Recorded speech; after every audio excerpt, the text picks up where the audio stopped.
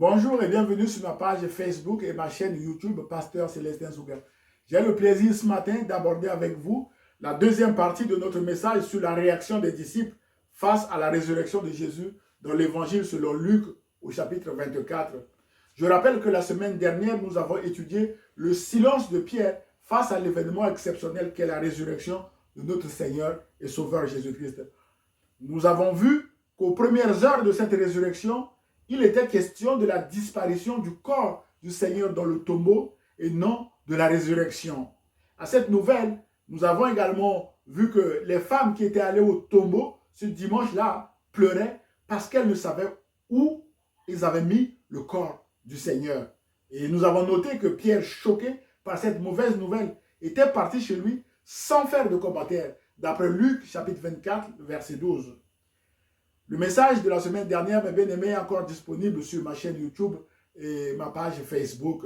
Ce matin, je vous propose d'étudier le discours des disciples d'Emmaüs dans le même récit de Luc au chapitre 24, les versets 13 à 34. Frères et sœurs, si l'apôtre Pierre est resté silencieux ce jour-là, les disciples d'Emmaüs ne l'ont pas été.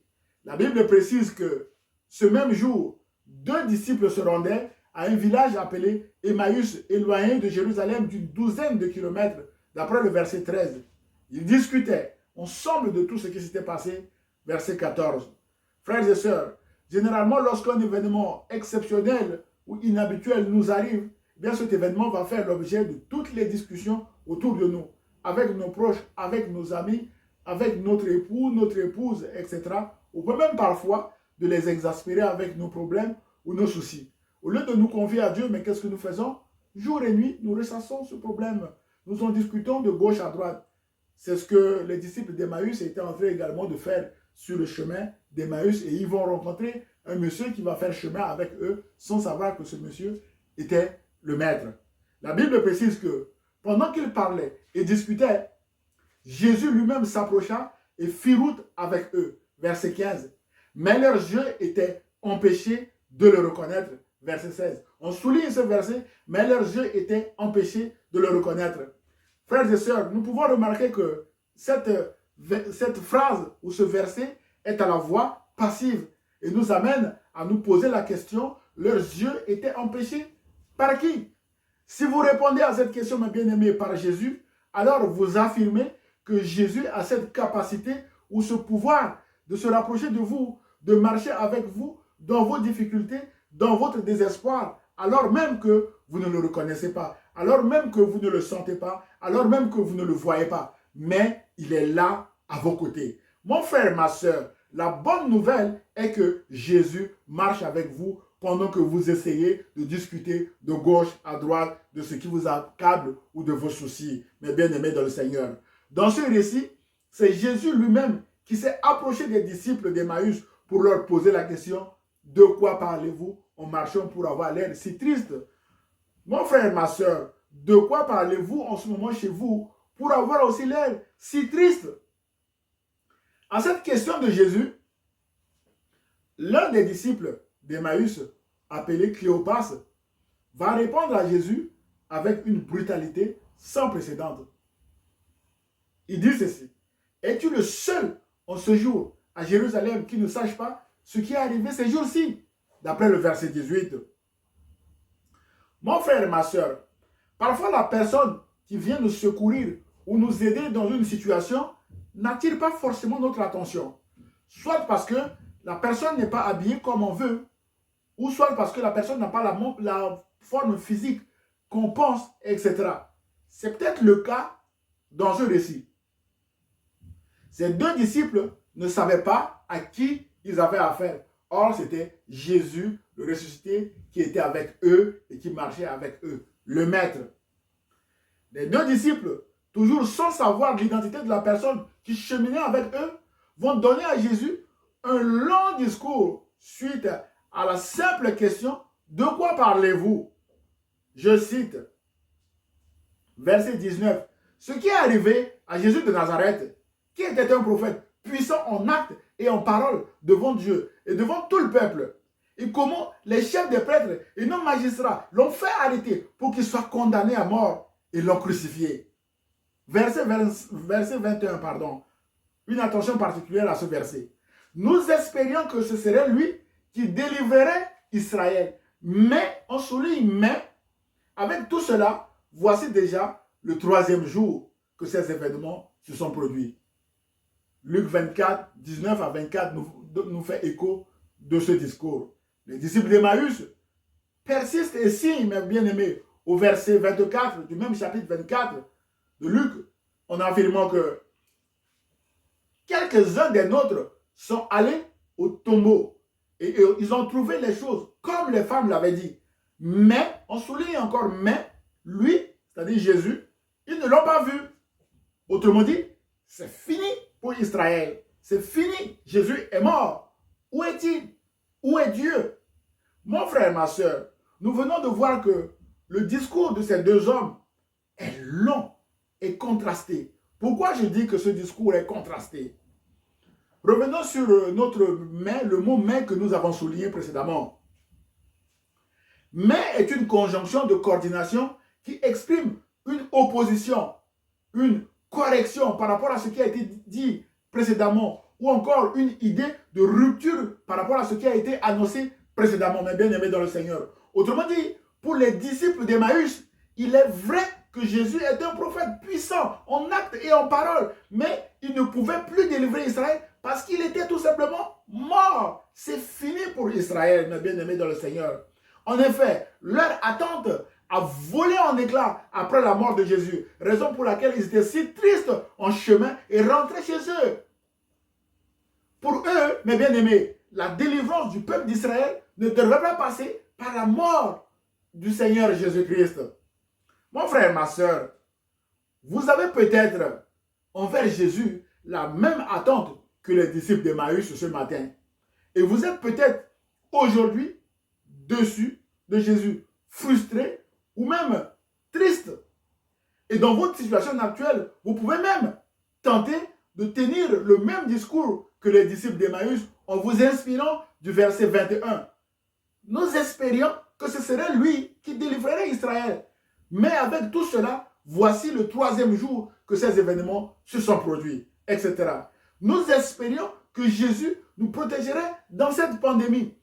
Mais cela fait maintenant plus d'un mois, plus d'un an que nous en souffrons encore et encore. Et nous voilà encore en reconfinement. Nous espérions que Jésus nous protégerait ou protégerait notre famille. Mais cela fait maintenant plusieurs mois qu'un membre de notre famille est malade. Nous espérions que Jésus nous aiderait dans notre travail. Mais cela fait maintenant plusieurs mois que nous sommes au chômage. Nous envoyons des CV par-ci, par-là. Pas de réponse. Nous espérions que Jésus nous aiderait dans notre mariage. Mais cela fait maintenant quelques mois que mon mari ou mon épouse me demande en divorce ou un de nos enfants est parti de la maison sans laisser d'adresse. Mais bien aimé dans le Seigneur, on peut rajouter. On peut avoir une longue liste d'attentes envers Jésus. C'est normal. Mais bien aimé dans le Seigneur. Ce matin, frères et sœurs, je vous invite à porter une attention particulière sur la réponse de Jésus. Jésus nous interpelle au verset 25 en disant ceci. Homme sans intelligence, dont le cœur, on souligne cœur, est lent à croire tout ce qu'ont dit les prophètes. Ne fallait-il pas que le Messie souffre ces choses et qu'il entre dans sa gloire? Frères et sœurs, Jésus n'est pas ici dans le déni de la réalité dans sa réponse. Pourquoi je dis ceci? Jésus confirme même les propos liés à sa propre souffrance, qui sont des propos vrais et réels, et rappelle que cette souffrance est pour lui la porte d'entrée dans sa gloire. Toutefois, Jésus reproche aux deux disciples la dureté de leur cœur, qui est lent à croire ce qu'ont dit les prophètes, ce que lui-même leur a enseigné quelques jours avant sa crucifixion. La question de ce matin est, mon bien-aimé dans le Seigneur, mon frère, ma soeur, la question est, dans la situation pandémique actuelle ou dans votre situation actuelle, personnelle, croyez-vous encore aux promesses de Dieu? Croyez-vous encore aux promesses de Jésus? Croyez-vous encore aux promesses des prophètes? Croyez-vous encore à la Bible? Frères et sœurs, dans la situation actuelle, tenir un long discours avec des mots contrastés qui remettraient en cause la présence de Dieu à vos côtés, le plan de Dieu pour votre vie, la souveraineté de Dieu dans ce que vous traversez et même la bonté de Dieu n'est pas une bonne chose, ni pour vous, ni pour moi. Pourquoi je dis cela? En effet, dans ce récit, la présence de Jésus aux côtés de ses deux disciples n'est pas remise en cause. Alors qu'ils étaient en train de rentrer chez eux, de faire défection, je pourrais dire, Jésus les a rattrapés en chemin et a marché avec eux. D'après le verset 15 que nous avons lu tout à l'heure. Aujourd'hui, mon frère, ma soeur, Jésus veut marcher avec vous. Malgré vos questionnements, malgré vos discours, malgré votre déception, malgré votre langue, vous pensez qu'il n'est pas avec vous ce matin. Mon frère, ma soeur, Jésus veut marcher avec vous ce matin, mes bien-aimés dans le Seigneur. Deuxième chose, nous voyons que la bonté de Jésus n'est pas également remise en cause dans ce récit. Pourquoi je dis cela? Ayant constaté la dureté de leur cœur, Jésus a repris tout simplement l'enseignement qu'il leur avait déjà donné et qu'ils ont tout oublié. La Bible déclare qu'en commençant par les écrits de Moïse et continuant par ceux de tous les prophètes, il leur a expliqué toutes les Écritures en ce qui le concernait. Waouh! Un bon maître qui reprend toutes les Écritures en explication. Waouh! Mon frère et ma soeur, avec Jésus, si vous ne comprenez pas ce qui vous arrive, ses promesses ou ses plans pour votre vie, comme les disciples d'Emmaüs, vous êtes les bienvenus ce matin.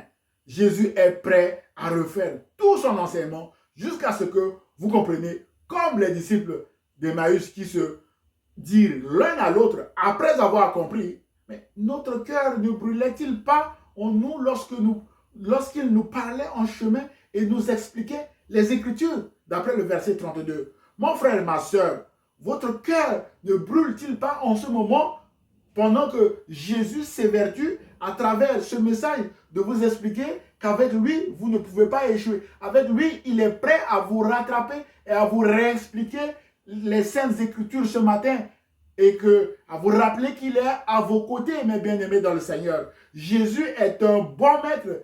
Jésus veut vous racheter ce matin, veut vous rattraper ce matin. Il veut également vous ramener à lui ce matin, comme il a rattrapé les disciples d'Emmaüs sur le chemin d'Emmaüs.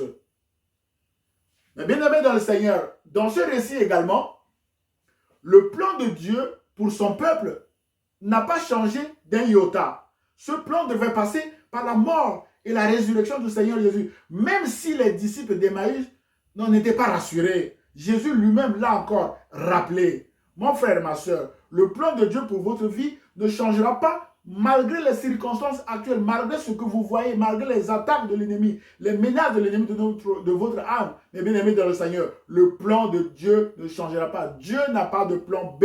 Dieu a juste son plan pour vous. Point. En effet, Dieu a des projets de paix et non de malheur afin de vous donner un avenir et de l'espérance. Nous aimons bien lire ce verset de Jérémie 29, verset 11. Mais rappelons-nous, quand Dieu a parlé, quand Dieu a donné ce verset à son peuple, le peuple de Dieu était encore en déportation à Babylone lorsque Dieu a parlé. Aujourd'hui, son peuple est libre. Mon frère, ma soeur, ma prière est que ce matin, que tu sois libre. Ma prière est que tu expérimentes également la bonté de Dieu afin de pouvoir rendre témoignage de la bonté de Dieu dans ta vie. Mon frère, ma soeur, dans ce récit également, Dieu est souverain dans tout ce qui est arrivé à Jésus, quelles que soient les incompréhensions des uns et des autres. Dans sa souveraineté, Dieu est réputé pour être celui qui sait retourner le mal contre le mal. Il l'a fait, mes bien-aimés dans le Seigneur, en retournant le mal extrême de la croix contre le mal. Jésus est ressuscité, mes bien-aimés dans le Seigneur. Frères et sœurs, Dieu reste souverain dans tout ce qui nous arrive aussi aujourd'hui comme disciples de Jésus. C'est là où la prière de Jésus, peu avant d'aller à la croix, a toute sa place. Père, que ta volonté soit faite, d'après Matthieu 26, 42, que la volonté de Dieu, mes bien-aimés également, soit faite dans notre situation actuelle. Frères et sœurs, j'ai été membre du jury des examens d'expertise comptable pendant plus d'une dizaine d'années. Une fois que le jury de cet examen déclare un candidat admis, il est définitivement admis. On dit que le jury est souverain. Frères et sœurs, en acceptant l'œuvre de Jésus à la croix, maintenant, Dieu veut vous déclarer juste. Dieu vous déclare juste. À ce titre, Dieu est au contrôle de tout ce que vous traversez et on demeure souverain. Faites tout simplement, mes bien-aimés, confiance à Dieu car il est bon. Bien-aimés dans le Seigneur, dans sa bonté, Jésus va rompre le pain avec ses deux disciples. La Bible déclare que pendant qu'il, c'est-à-dire Jésus, était à table avec eux, c'est-à-dire les disciples d'Emmaüs, il prit le pain et après avoir prononcé la prière de bénédiction, il le rompit et le leur donna. Alors leurs yeux s'ouvrirent et ils le reconnurent, mais il disparut de devant eux. Mon frère et ma soeur, quand leurs yeux s'ouvrirent, les deux hommes ont cessé leur abandon. Les deux hommes ont cessé leur défection du rang des disciples et sont revenus témoigner à Jérusalem aux autres disciples, d'après le verset 35. Jésus veut ouvrir vos yeux maintenant pour que vous le voyez à l'œuvre dans votre vie. Pour cela, ouvrez-lui tout simplement votre cœur. Il veut souper avec vous aujourd'hui, comme avec les disciples d'Emmaüs. Jésus dit, mes bien-aimés dans le Seigneur, voici, je me tiens à la porte et je frappe. Si quelqu'un entend ma voix et ouvre la porte, j'entrerai chez lui, je souperai avec lui et lui avec moi. Apocalypse chapitre 3, verset 20. Mon frère, ma soeur, c'est vous qui avez la clé de votre cœur, car la Bible déclare, garde ton cœur plus que toute autre chose, car de lui viennent les sources de la vie. Proverbe 4, verset 23. Si vous ouvrez maintenant votre cœur à Jésus, mes bien-aimés dans le Seigneur, Jésus va y entrer pour prendre le contrôle de votre vie et vous donner aussi sa paix. Alors, déchargez-vous sur lui avec un discours simple, court et précis du type « Seigneur, aide-moi. Seigneur, pardonne-moi. Seigneur, soutiens-moi. » L'ayant expérimenté, l'apôtre Pierre dira « Déchargez-vous sur lui, c'est-à-dire sur Jésus, de tous vos soucis, car lui-même prend soin de vous. » 1 Pierre chapitre 5, verset 7. En conclusion, mes bien-aimés dans le Seigneur, aujourd'hui encore, face à des obstacles de la vie, à des incompréhensions, à la souffrance, il nous arrive parfois de marcher comme les disciples d'Emmaüs sans nous rendre compte que Jésus est avec nous et veut faire route avec nous. Nous multiplions parfois des paroles vaines qui remettent même en cause la présence de Jésus à nos côtés, comme les disciples d'Emmaüs l'ont fait. Ils étaient tellement préoccupés par le fait que les choses ne se sont pas déroulées, ne sont pas passées comme ils pensaient, comme ils imaginaient. Pour eux, la délivrance du peuple d'Israël ne devait pas passer par la mort du Seigneur. D'où leur tristesse, d'où leur défection. Et dans leur tristesse, mes bien-aimés, ils n'ont pas pu profiter de la présence de leur maître sur le temps de marche, sur les 12 kilomètres qu'ils ont parcourus ensemble. Mais la bonne nouvelle est qu'ils ont reçu un enseignement couvrant la période allant de Moïse à Jésus lui-même. Ils sont devenus témoins de la bonne nouvelle une fois que Jésus a rompu le pain avec eux. Une fois que Jésus a rompu le pain et leur a donné, leurs yeux s'ouvrirent, déclare la Bible. Ce matin, mon frère, ma soeur, voulez-vous rompre le pain avec Jésus comme les disciples d'Emmaüs? Ouvrez-lui tout simplement votre cœur et vous réaliserez qu'il est déjà à vos côtés dans tout ce que vous êtes en train de traverser, avant même de répondre à son appel, avant même de le voir, avant même de le sortir, avant même de le voir dans votre vie, mes bien-aimés dans le Seigneur. Que le Saint-Esprit vous aide dans votre situation actuelle à vous garder de tout discours qui pourrait vous éloigner de Jésus ou de Dieu. Que Dieu vous bénisse, mes bien-aimés dans le Seigneur. Si vous avez aimé le message, merci de le liker et de le partager à vos proches.